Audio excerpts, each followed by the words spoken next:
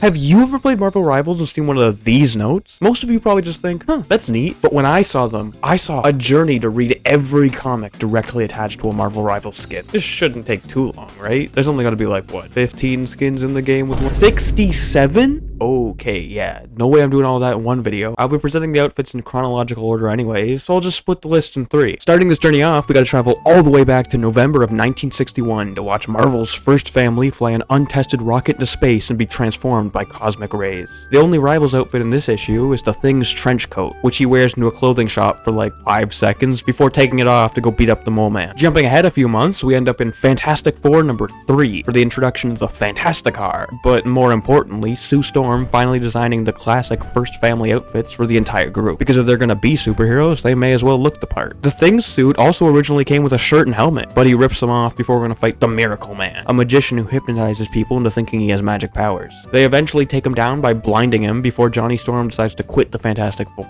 Never mind that though, because our next skin comes out only 2 months later in Incredible Hulk number 1, where we see the origin of Bruce Banner becoming the Hulk in a Gamma Bomb test gone wrong. He's wearing the mighty G-Bomb outfit from the very start, Hulk's design being based on the fact that he was originally gray, not green. Another weird fact about the original Hulk, he was more like a werewolf. Instead of transforming by rage, he simply transformed whenever it became night. This fact eventually saves him, as a villain named the Gargoyle kidnaps him, but he transforms back into Banner while they travel to his lair, and Bruce is able to make a deal to fix Gargoyle's physical deformities in order to be set free, which the villain accepts before going on to bomb his own evil lair after Bruce leaves. Our next skin is over a year later, in 1963's Uncanny X-Men number 1. We're introduced to Professor X's first team, consisting of Angel, Cyclops, Beast, and Iceman. Jean Grey eventually shows up at the school, gets insanely sexually harassed, and joins the X-Men before they hear news that someone is attacking an army base. That person being none other than Magneto, wearing his Master of Magnetism outfit. It's a tough battle, but eventually the X-Men are able to overpower him. However, he flies away before they can capture him. 2 months later, Strange Tales number 115 releases. This one is split into 2 halves, with the first being Spider-Man and the Human Torch teaming up to beat Sandman. But the second half is where we'll find our outfit, in Doctor Strange's origin. The story's pretty simple. Stephen Strange is a surgeon obsessed with ego and money. Gets in a car crash, damages his hands so he can't be a surgeon, then searches the world for a way to heal himself, eventually finding the Ancient One. Strange doesn't believe in any of the mumbo-jumbo magic until he sees a student Mordo attempt to assassinate the Ancient One. Now knowing it's all real, he devotes himself to becoming strong enough in black magic to defeat Mordo, ending the comic by donning the Master of Black Magic outfit. We then skip an entire decade, landing in 1973 for Submariner number 67, which starts midway through a battle between Namor and the villain Orca over Atlantis. Orca is winning, so Namor runs away, going so fast he accidentally collides into a ship filled with nerve gas. The inhuman Triton finds him and brings Namor to Mr. Fantastic, who's able to save his life, but unfortunately the nerve gas irreparably altered his cells, causing him to dry out and die if he leaves the water. Namor refuses to accept this and fights them, until he starts drying out and nearly dies. Reed then invents the Savage Submariner outfit, which is embedded with Marvel Science-y glibbity gloop that allows Namor to stay wet 24/7.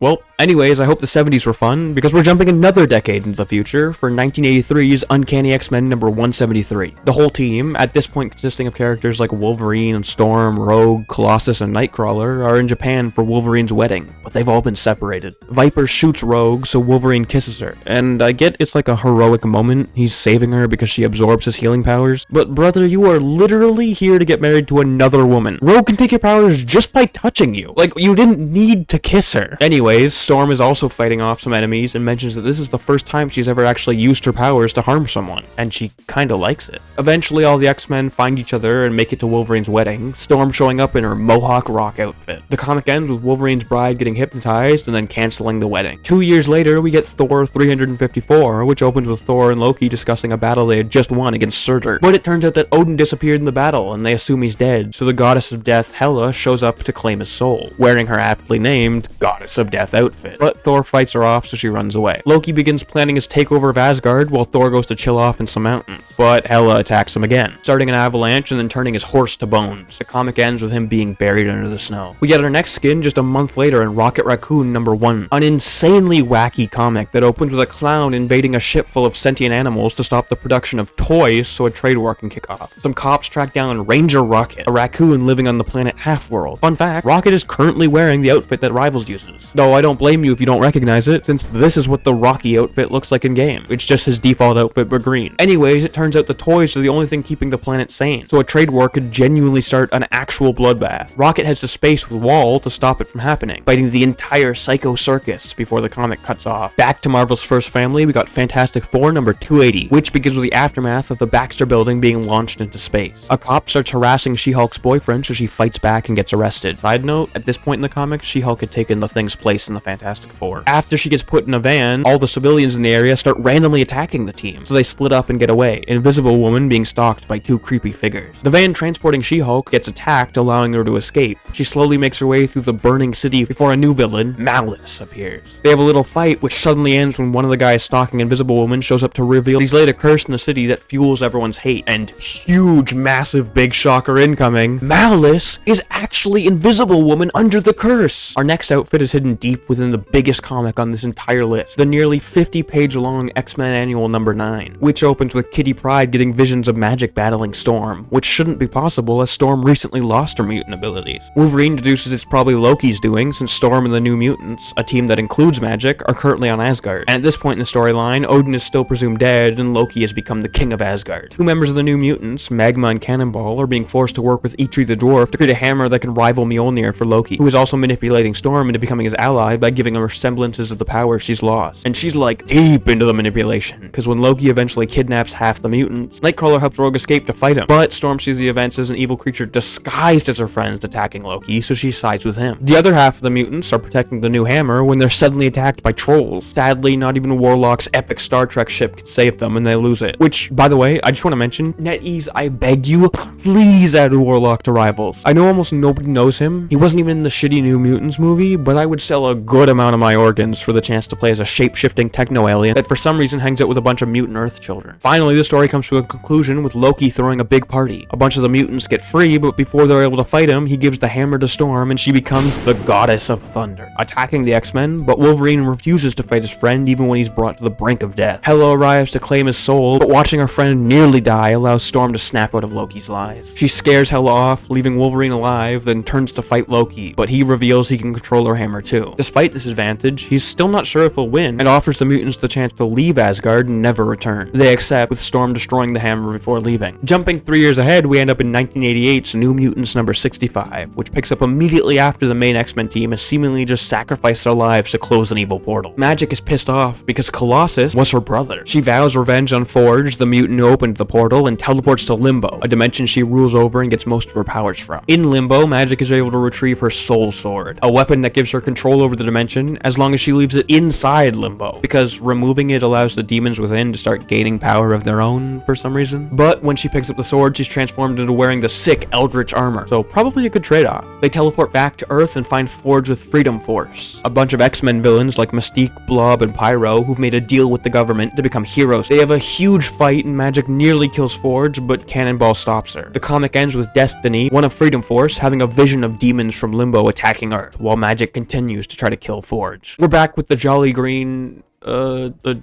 Jolly Gray Giant with the Incredible Hulk number 347, which throws us right into a Las Vegas casino. A man isn't having good luck with the slot machines, so logically he starts shooting at it. The casino boss shows up and threatens the man with Mr. Fix-It, which immediately makes the guy drop his gun and surrender to the cops. Later that night, the casino boss gets kidnapped by a rival casino boss, and they start beating the shit out of him when suddenly a giant figure crashes through the ceiling and fights the rivals before saying he's got to leave for a date. The comic ends with Mr. Fix-It revealing that he's, huge shocker incoming, actually the Hulk, who faked his death a few months prior and has been keeping Banner trapped inside the entire time while working as casino security. Our next outfit is both the shortest comic, but also the newest one added to the game at the time of me writing this. This is Marvel Comics Presents number 10, a 9-page long book that is the 10th part in a story I have not read. Anyways, it starts off with Wolverine escaping a house after a huge fight. He rescues 2 people, but then a man jumps out of some bushes and shoots Wolverine before one of the people he saved takes Roche out in return. Wolverine takes this opportunity to fake his death, since the 2 people don't seem to know about his healing factor. And because this story story takes place in the fictional country of Madripoor, there's only one identity he could slip into now: Patch, who fakes being a waiter to get close to this woman named Tiger? They have a one-panel long fight, then both cut their wrists open, mix the blood, and make out? I really can't explain this ending. For our final comic of the 80s, we've got Uncanny X-Men number 256. It starts with the Mandarin meeting with an employee of the organization, the Hand, who offers him a new weapon to fight against Iron Man. We then cut to a flashback showing the childhood of Brian and Betsy Braddock, two siblings who will eventually go on to become Captain Britain and Psylocke respectively. Everything is seemingly normal until Betsy's fairground ride becomes a real plane for a second. Then the employees give her a ring that's not hers. Later, her play fight with Brian becomes a real gladiator duel. Afterwards, they find a second ring on the ground. It flashes to around modern day. She's driving with a deceased member of the New Mutants, Doug Ramsey, before they head into a store owned by the villain Mojo, where she gets a third ring. Then he starts altering her skin to turn her into a completely different woman. At this point, it's pretty obvious something's not right. Psylocke mentions to Storm that she can't feel anything, and we're shown the Mandarin standing in front of a giant tank containing Betsy. He mentions they have a mutant telepath trying to mentally alter her memories in order to make her loyal to them. We cut back to her view and she's realized the rings contain power, so she starts killing her own friends to collect more, before heading to fight her own brother. But he's just been killed by Slaymaster, a deceased villain who's pretty big in Psylocke's early years. During these fights, we finally get her outfit for this comic: Vengeance. Eventually she defeats him, collects the last two rings, and is finally directly asked to submit to the Mandarin. She refuses and kills him, but then when awakened from the tank at the end of the comics, seemingly submits to the Mandarin. Our next outfit is actually in the same line of comics, coming from 1991's Uncanny X-Men number 273. This era of X-Men was where they started to get pretty cluttered. There's like 4 different teams at this point, and this comic perfectly shows it, having the X-Men, the New Mutants, and X-Factor all living in one building together. There's not much story though, as most of this issue is just showing the different members of each team interacting with each other. The only real plot elements are Jean getting attacked by the Shadow King while using Cerebro, and the ending having some mutants show up to say, "Professor X is in danger!" Oh, right, there was supposed to be an outfit in this comic. Genuinely, I missed it on my first read through. It's right here. Sorry, zoom a little bit more. There you go. Psylocke wearing the Retro X uniform. Despite having been on the team for literal years at this point, this is the first time she ever actually puts on the uniform, and it's never even mentioned. For our 4th X-Men outfit in a row, we've got X-Men number 1. Not to be confused with Uncanny X-Men number 1, which we've already read. This outfit is much easier to notice than the last one though, with Storm immediately wearing her new Ivory Breeze outfit from the very beginning. The first half of this comic is just the X-Men training together, then it cuts to Magneto, who at this point in the story is basically retired and is just chilling in space. Some mutants trying to reach him hijack a human space shuttle and use it to find his home, Asteroid M. At the start, Magneto refuses their support, but then one of the surviving human pilots shoots a mutant right in front of him. He returns to Earth and threatens to commit a tragedy he's already done before. The X-Men show up and a huge fight commences between them, Magneto, and the US Army. Magneto gets overpowered and begins to leave, but with a bunch of stolen missiles. Rogue tries to talk him out of it, but he says he's tried peace before and it never works. His point instantly being proven by a jet shooting rockets at them, hitting Rogue first. He decides to save her before returning to his asteroid severely injured. Fabian Cortez, one of the mutants who flew to space, decides his duty to take Magneto's place while he recovers, sending a team to Earth to fight the X-Men before the comic ends.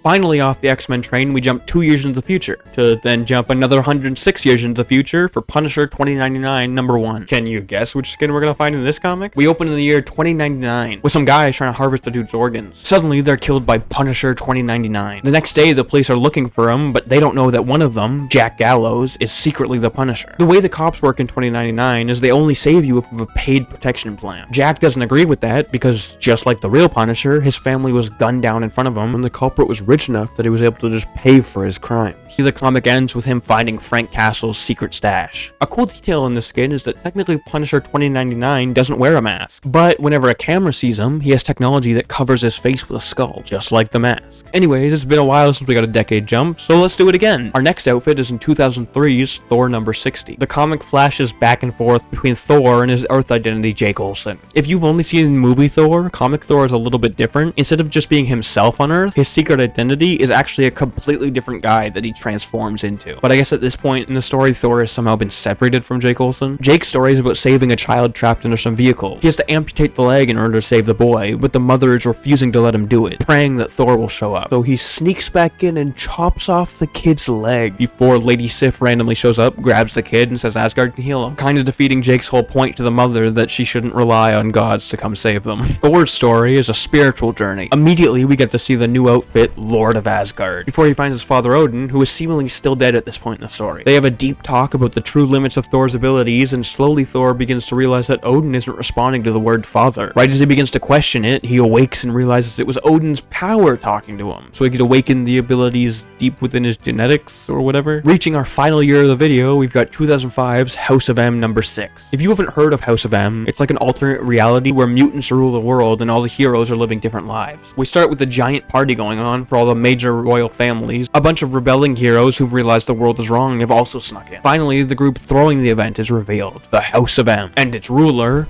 King Magnus. The heroes launch an entire sentinel at him, but he manages to stop it, and a huge fight breaks out, but the comic ends pretty quickly after it starts. We're at the last comic of this video, the Fantastic Four Wedding Special. It starts off with the Fantastic Four along with Sue and Reed's 2 children all hanging out at home. Sue is being overwhelmed, but quickly finds a letter inviting them out for a couple's dinner. They drop off their kids with the Inhumans and head to the restaurant to find a bunch of other versions of themselves, all of whom have no idea who invited them there. They quickly realize they aren't actually alternate reality versions of each other. They're all from the same universe, just different points in time. Eventually, a newlywed couple walks in, sporting the Life Fantastic outfits. They talk with all the other versions for a while, then leave to go on a honeymoon at the Watcher's home on the moon. Back at the restaurant, the oldest couple there opens a portal to a garden where they all watch Reed propose to Sue. Afterwards, the old ones reveal that they were running the event as a celebration of their 40th wedding anniversary. Which, funny coincidence, this comic is also releasing 40 years after the original Fantastic Four wedding. What are the chances of that? Whoa, what a coincidence. They tell everyone to live a life fantastic before everyone is sent home, their memories are wiped, and the story draws to a close. And that's the end of 2005. Stay tuned for part 2 where I cover skins that were released from 2006 to 2016, like Anti-Venom, The Maker, President Loki, and the Emma Frost skin.